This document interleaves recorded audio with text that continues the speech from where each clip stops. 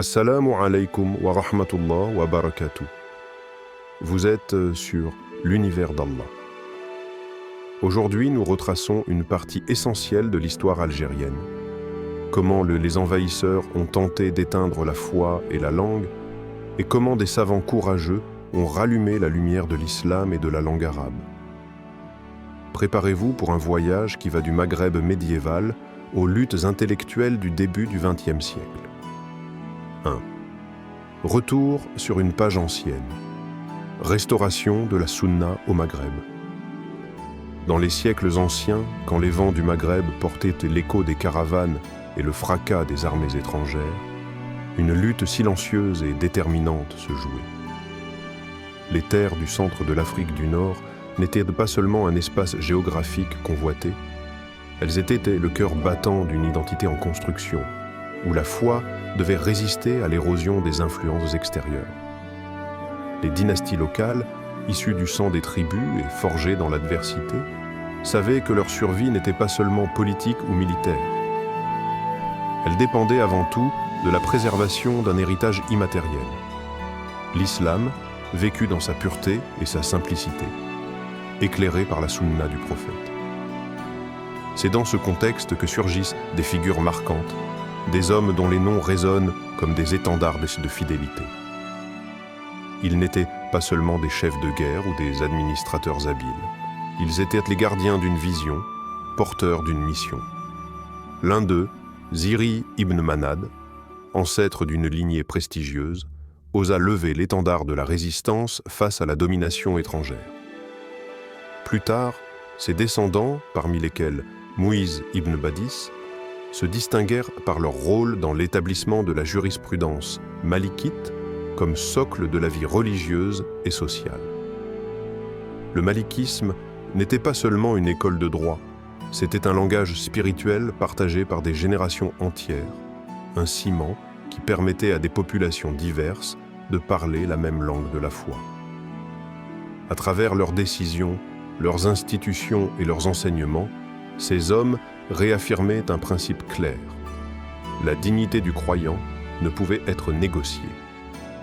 Même si les pressions étaient multiples, qu'elles viennent de dynasties étrangères aux ambitions hégémoniques ou de courants religieux s'éloignant de l'orthodoxie, le Maghreb central retrouvait dans ses leaders un repère, une direction stable.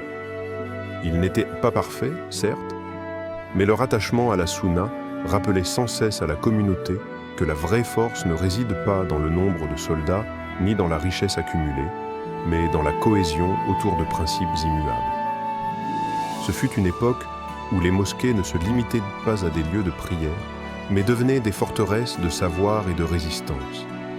On y récitait le Coran, on y transmettait les hadiths, et l'on formait des générations entières à défendre leur foi par la connaissance autant que par l'épée. Le peuple, guidé par ses savants et ses chefs, retrouvait dans la sunna une lumière, une orientation qui lui permettait de se relever malgré les tempêtes de l'histoire. 2. La tentative de 1541 et la puissance maritime d'Alger. L'année 1541. La Méditerranée, agitée par les vents d'automne, voit apparaître une armada comme on n'en avait jamais vu sur ses côtes. 350 navires rassemblés par la volonté d'un seul homme, Charles Quint, empereur du Saint-Empire et roi d'Espagne. Dans ses rangs, 12 000 soldats, marins aguerris, chevaliers bardés de fer, mercenaires avides de gloire. Leur objectif est clair, en finir avec Alger, réduire au silence une cité devenue le cauchemar des puissances chrétiennes d'Europe. Car Alger, fier et indomptable, règne alors sur la Méditerranée grâce à ses corsaires redoutés et ses alliances solides avec l'Empire ottoman. Pour Charles Quint, il ne s'agit pas seulement d'une campagne militaire, c'est une croisade personnelle, un désir de vengeance et de domination. Imaginez les habitants d'Alger, postés sur les remparts, apercevant à l'horizon la masse sombre de cette flotte. Le ciel s'assombrit, la mer se couvre de voiles comme un rideau menaçant. La peur est là, mais avec elle, la conviction que l'histoire de leur cité ne peut s'achever ainsi. Les prières s'élèvent dans les mosquées, les imams appellent à la patience et au courage, et chaque homme en âge de porter les armes se prépare à défendre son honneur. Mais c'est là qu'intervient ce que les chroniqueurs n'hésiteront pas à qualifier de providence. La mer, qui portait l'orgueil des envahisseurs, se retourne contre eux. Une tempête d'une violence inouïe s'abat soudainement. Les vagues brisent les navires les uns après les autres. La pluie cingle les visages. Le vent disperse les formations. Dans la panique, les soldats perdent tout ordre, incapables de rejoindre la terre ferme. Ceux qui parviennent à débarquer se heurtent aussitôt à la résistance des défenseurs d'Alger, déterminés à protéger chaque pierre de leur cité. Charles Quint, qui rêvait de gloire, voit son armée se disloquer sous ses yeux. Ses généraux tombent, ses chevaliers fuient, ses navires s'échouent ou sombrent dans les flots. La défaite est totale, humiliante. L'empereur lui-même échappe de peu à la capture, s'enfuyant dans la nuit, abandonnant hommes et matériel.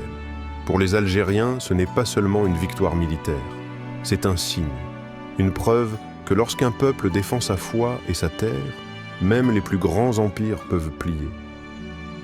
Cet épisode restera gravé dans la mémoire collective comme l'un de ces moments où la mer, la terre et le ciel se liguent pour protéger une cité fidèle à son identité. Alger ne fut pas seulement sauvée ce jour-là, elle devint un symbole vivant d'invincibilité. Troisième, la conquête française de 1830. Violence et projet de déracinement. Alger tombe. Mais ce n'est pas une simple bataille, c'est le début d'une transformation brutale qui va bouleverser tout un territoire. La ville, conquise par l'armée française, devient le théâtre d'une violence systématique dont l'objectif dépasse le champ militaire. Les récits des survivants décrivent des scènes d'horreur, villages incendiés, maisons réduites en cendres, familles décimées par des attaques coordonnées. Des enfumades dans les cavernes et les grottes deviennent des instruments de terreur, tandis que les pillages et les viols frappent indistinctement hommes et femmes, jeunes et vieux. Chaque geste est pensé pour instiller la peur, pour montrer qu'aucune résistance n'est tolérée. La conquête n'est pas seulement physique, elle est psychologique et culturelle. Derrière cette brutalité se dessine une stratégie claire, déraciner une société entière. Les institutions religieuses ferment les unes après les autres. Les écoles traditionnelles disparaissent, remplacées par des établissements imposant la langue et les valeurs de l'envahisseur. Les structures administratives locales sont démantelées et remplacées par des officiers étrangers, ignorant les usages et coutumes ancestraux. La vie quotidienne se réorganise de force autour d'un système qui vise à effacer la mémoire collective, à substituer l'identité locale par une norme importée. L'islam, pilier central de la communauté, est délibérément fragilisé. La pratique religieuse est surveillée, les imams sont contrôlés et les repères spirituels se trouvent sous pression constante. La violence et la colonisation ne sont donc pas deux phénomènes séparés. Elles s'articulent pour créer un choc durable, pour transformer l'âme d'un peuple et affirmer la domination de l'étranger. Chaque rue, chaque village, chaque mosquée devient un champ de confrontation entre mémoire et effacement, entre tradition et imposition. Pour les habitants, la survie ne se limite pas au corps. Il s'agit aussi de protéger ce qui reste de leur culture, de leur foi et de leur dignité face à un projet pensé pour les réduire à l'obéissance et au silence. L'impact de ces premières années se fera sentir pendant des décennies. Les survivants porteront le poids des destructions et les générations suivantes devront reconstruire non seulement des maisons, mais aussi des institutions, des repères et une identité presque effacée. La conquête de 1830 ne se lit donc pas seulement comme une page militaire.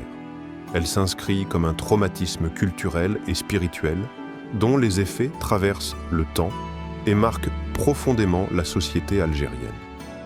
Quatrième, instrumentalisation religieuse et politique coloniale. La colonisation ne se limitait pas à la force brute, Elle savait aussi être subtile, calculatrice, capable de remodeler les esprits autant que les territoires. Conscientes de l'importance de la religion dans la vie quotidienne des populations, les autorités coloniales mirent en place des stratégies qui mêlaient contrôle et manipulation. Les mosquées furent nationalisées, certains imams remplacés par des figures jugées compatibles avec les intérêts de l'occupant, tandis que des groupes religieux particuliers, perçus comme plus dociles ou coopératifs, étaient défavorisés. Ce jeu de division visait à fragmenter la société, à créer des fractures invisibles mais profondes, où la loyauté à l'occupant se substituait lentement à la fidélité aux traditions locales. Les discours officiels, savamment calibrés, appelaient à la collaboration et à la soumission, et étaient relayés dans des lieux de culte, des écoles et des administrations. La manipulation religieuse servait alors un double objectif: légitimer la présence étrangère et délégitimer toute forme de résistance. Au fil du temps, cette stratégie façonna une génération qui se trouvait étrangère à sa propre culture, éloignée de la langue maternelle, déconnectée de l'enseignement traditionnel, souvent analphabète dans le système imposé. Les repères spirituels, autrefois solides, devenaient fragiles, sujets à l'influence de discours extérieurs. L'effet sur la société fut dramatique et durable. Les solidarités ancestrales se fragilisèrent et l'unité morale, qui avait permis de résister à des invasions précédentes, s'étiolait face à la sophistication de la domination. La pauvreté matérielle s'accompagna d'une pauvreté culturelle et spirituelle, et l'angoisse d'une identité en voie de disparition s'installa insidieusement dans les foyers. Dans ce contexte, l'héritage des ancêtres, leur savoir, leur foi, leur langue, n'était plus transmis de manière continue et chaque génération devait reconstruire ce qui avait été méthodiquement effacé.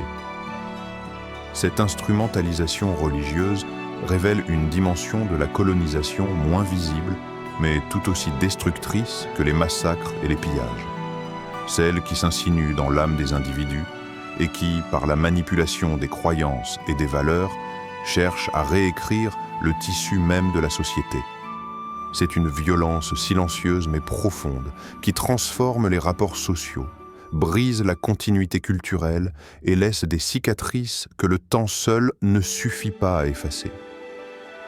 Les conséquences de ces manœuvres sont multiples: perte de repères, marginalisation, désorientation morale et la nécessité pour les générations suivantes de se réapproprier un héritage dont elles avaient été privées. 5e. La revanche des lettres, naissance d'un renouveau intellectuel. Quand l'ombre de la domination étrangère s'étendait sur les villes et les villages, que la pauvreté et le découragement menaçaient d'étouffer toute flamme, une autre lumière commença à briller, celle des lettres et du savoir.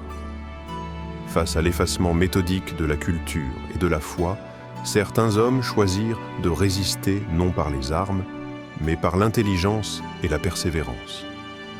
Leur terrain de bataille était l'esprit, leur épée la plume et leur bouclier la connaissance. À la fin du XIXe siècle et au début du XXe, des savants surgirent des différentes régions du Maghreb, portant en eux la volonté de restaurer l'âme de leur peuple. Ces hommes n'étaient pas de simples érudits enfermés dans des bibliothèques poussiéreuses. Leur savoir coranique était immense, leur maîtrise de la langue arabe subtile et raffinée, et leur ambition pédagogique claire, éveiller des consciences endormies et réinsuffler une fierté culturelle. Ils créèrent des écoles, rédigèrent des traités, animèrent des cercles d'enseignement et utilisèrent la presse comme un puissant vecteur de diffusion. Chaque mot imprimé, chaque cours dispensé, chaque débat intellectuel devenait un acte de résistance, un souffle qui rappelait aux générations que l'identité ne se perd pas, qu'elle se défend et se transmet. Leur engagement n'était pas motivé par le simple désir de rétablir des connaissances anciennes, mais par la conviction profonde que la culture, la langue et la spiritualité sont indissociables et vitales pour la survie d'une communauté. Dans les villages, dans les médersas et parfois même dans les salons urbains, des dialogues naissaient, des esprits s'éveillaient, et lentement, une nouvelle conscience collective se formait. Les jeunes élèves, autrefois coupés de leurs racines, découvraient la beauté de leur langue, la profondeur de leur foi et la puissance de leur histoire. C'est dans ce mouvement que se trouve la revanche des lettres, un renouveau intellectuel et spirituel qui refusait de plier face à l'oubli imposé. La résistance, ici, n'était pas spectaculaire, mais silencieuse, patiente et infiniment plus durable. Elle portait en elle la promesse que la société pouvait renaître, que la dignité volée pouvait être reconquise et que le lien entre passé et avenir pouvait être restauré grâce à la force du savoir. Les mots devenaient des ponts entre les générations, des armes contre l'aliénation et la lumière des esprits illuminait un horizon que personne n'aurait osé imaginer sombre à jamais. 6. Abdelhamid Ibn Badis, le phare d'une renaissance. Dans un temps où le tumulte de la colonisation semblait vouloir effacer toute mémoire, surgit une figure dont la présence imposait le respect et inspirait l'espoir. Abdelhamid Ibn Badis, formé dans les prestigieux centres savants du Maghreb, portait en lui la force tranquille de la connaissance et l'élan ardent d'un cœur passionné pour la vérité. Dès son retour au pays, il comprit que la reconquête ne se ferait pas sur les champs de bataille, mais dans les esprits et les consciences. Chaque mot qu'il prononçait, chaque ligne qu'il écrivait, était une flamme dans l'obscurité, un signal que le peuple pouvait encore se relever et se retrouver. Ibn Badis ne se contentait pas d'enseigner le Coran et la jurisprudence. Il créait des espaces où l'esprit pouvait respirer librement. Ses classes, ses conférences, ses échanges avec d'autres savants étaient des foyers de résistance, des laboratoires où se forgeait la conscience d'un peuple en quête de dignité. Il voyait dans l'éducation la clé de la liberté intérieure, dans la langue arabe l'âme même de l'identité, et dans la presse un levier pour diffuser la lumière de la connaissance. Rien dans sa démarche n'était improvisé. Tout était guidé par une vision claire. Purifier la pratique religieuse de ses déviations et restaurer la culture comme un socle sur lequel tout renaîtrait. Sa plume, acérée et perspicace, traçait les contours d'un projet qui transcendait les simples débats théologiques. Il fédérait, inspirait, éveillait. Les jeunes intellectuels, les enseignants et même ceux qui n'avaient jamais entendu parler des subtilités de la jurisprudence malikite se trouvaient entraînés par sa conviction. Dans chaque lettre publiée, dans chaque conférence donnée, résonnait un appel silencieux mais puissant.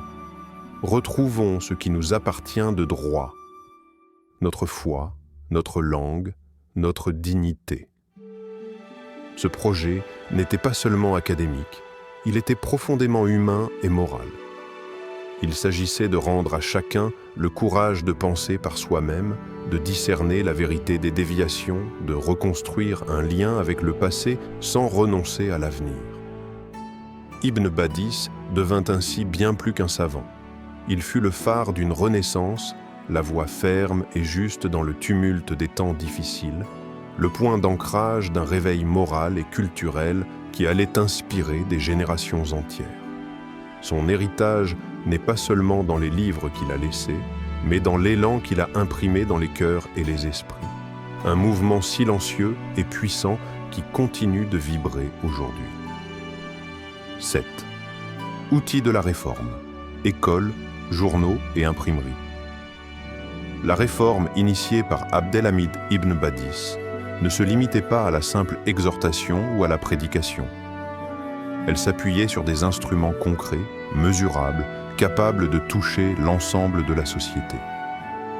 La création d'écoles indépendantes représentait le premier jalon de cette stratégie, des lieux où l'enseignement du Coran et de la langue arabe n'était pas seulement académique, mais profondément formateur de la conscience et de l'identité. Chaque salle de classe devenait un espace de résistance silencieuse, un refuge pour les jeunes esprits confrontés à la pression culturelle et politique de la colonisation. L'éducation n'était pas un luxe, mais un acte de survie nationale et spirituelle. Les mosquées elles-mêmes furent investies comme des espaces de transmission. Les sermons et les cours, soigneusement préparés, servaient à rappeler aux fidèles l'importance de suivre la sunna et de rejeter les innovations religieuses. Mais Ibn Badis ne se contentait pas de la parole orale. Il comprit très tôt que l'imprimé était un outil décisif pour influencer la société et propager les idées. L'acquisition d'une imprimerie indépendante fut un tournant stratégique. Elle permit de publier des journaux et des brochures sans contrôle colonial, donnant une voix autonome aux intellectuels et aux réformateurs. Ces publications ne se contentaient pas d'informer, elles instruisaient, éveillaient les consciences et interpellaient directement les citoyens sur les questions religieuses et nationales. Les journaux, en particulier, devinrent des instruments de lutte contre l'ignorance et la superstition. Chaque article dénonçait les pratiques contraires à la sunna, appelait à un retour à la pureté des enseignements coraniques et mettait en lumière les dangers de la passivité face à l'occupation. La diffusion régulière de ces textes créait un rythme, un courant de pensée qui gagnait progressivement en force et en cohérence.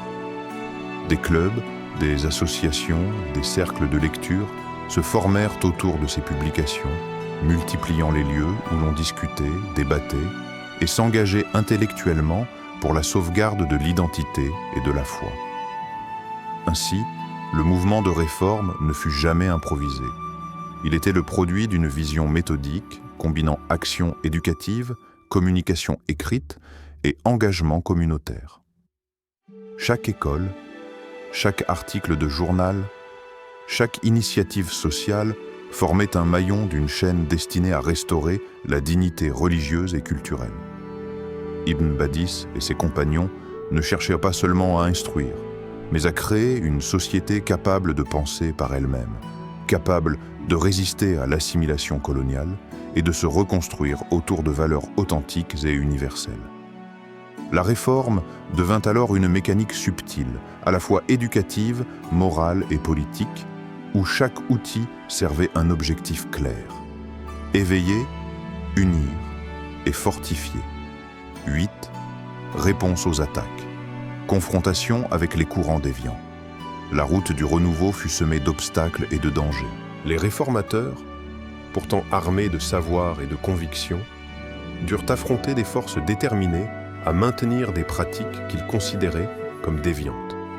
Ces mouvements, parfois encouragés ou tolérés par l'administration coloniale, percevaient la critique des innovations comme une menace directe à leur influence et à leurs intérêts.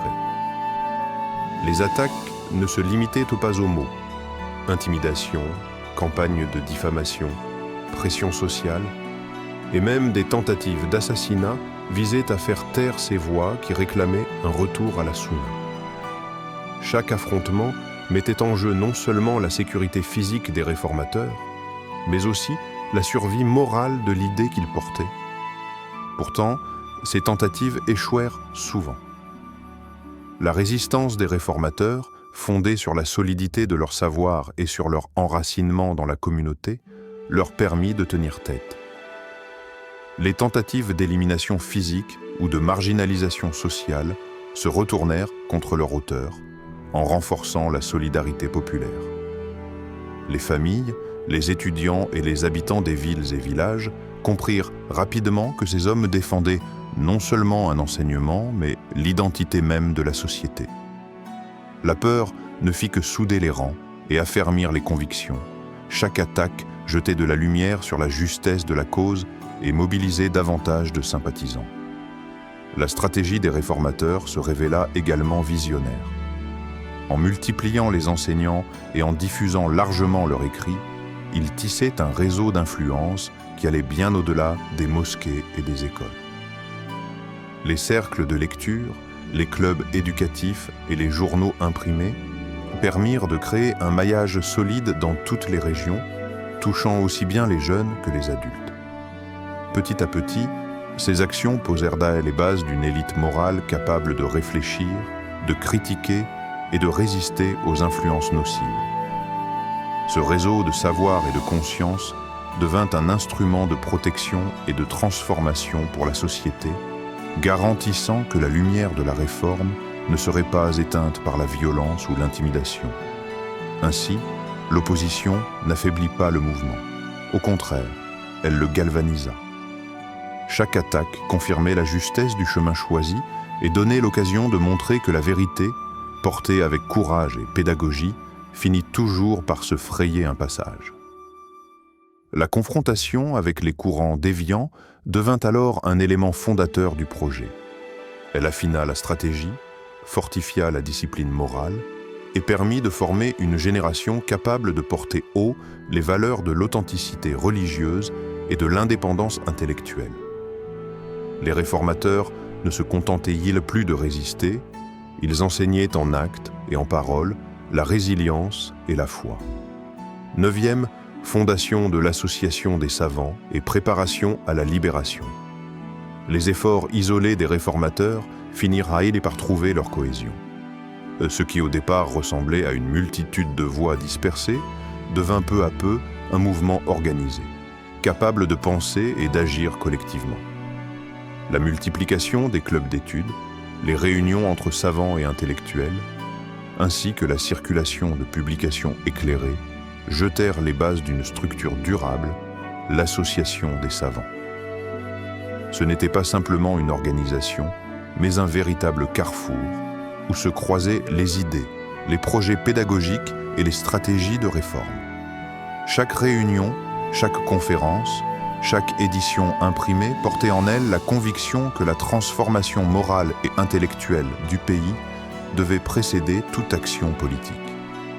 À travers cette association, les savants parvinrent à créer un réseau qui touchait tous les pans de la société.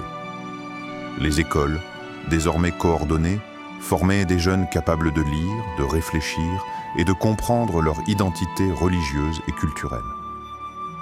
Les clubs et les cellules de discussion développaient l'esprit critique, encourageaient le dialogue et permettaient aux jeunes d'acquérir des compétences organisationnelles et sociales.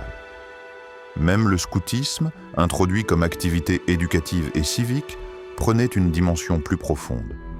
Il préparait des générations conscientes de leurs responsabilités et prêtes à agir pour la collectivité. Chaque initiative, même la plus modeste, s'inscrivait dans une stratégie globale, préparer le peuple à reprendre son destin en main, à reconstruire son identité et à affirmer sa souveraineté morale et intellectuelle. Cette période fut également celle de la transmission du savoir. Les savants de l'association n'enseignaient pas seulement des connaissances religieuses, ils inculquaient des valeurs, la discipline, le courage et le sens du devoir envers la communauté. Leur influence dépassait les murs des écoles et des mosquées. Elle s'étendait aux familles, aux cercles d'amis et même aux quartiers, transformant peu à peu le tissu social. Le réseau de l'association devint ainsi une véritable plaque tournante de l'éveil national, où se formaient les futurs leaders, enseignants et intellectuels qui porteraient la flamme de l'indépendance. Ce rassemblement orchestré, fruit d'années de persévérance, montrait que la renaissance religieuse et culturelle n'était pas un projet abstrait, mais un mouvement concret et structuré, capable de préparer la nation à affronter les défis à venir. La création de l'Association des savants incarnait l'espoir que la connaissance, la rigueur et la solidarité pouvaient transformer une société et lui permettre de retrouver sa dignité tout en posant les jalons de la lutte pour la liberté et l'émancipation. L'histoire que nous venons de traverser montre que la foi et le savoir sont les instruments par lesquels une nation peut résister et renaître. Aujourd'hui, se souvenir de ces hommes, de leurs sacrifices et de leurs méthodes nous invite à cultiver la connaissance, à préserver notre langue et à rester ferme sur la voie de la sunna. Doua finale pour la communauté musulmane. Ô Allah, accorde à nos frères et sœurs la force de préserver leur foi et leur langue. Ramène à l'unité ceux qui sont divisés, éclaire les cœurs de ceux qui cherchent la vérité et protège nos enfants des chemins qui mènent à l'oubli. Fais que la science bénéfique grandisse parmi nous et que nos actions servent à rétablir la justice et la dignité. Amen. Si ce récit t'a touché, abonne-toi à l'Univers d'Allah, active la cloche pour ne pas manquer la suite de cette série et partage la vidéo pour que la lumière de la connaissance atteigne davantage de cœurs. Assalamu alaikum wa rahmatullah wa barakatuh.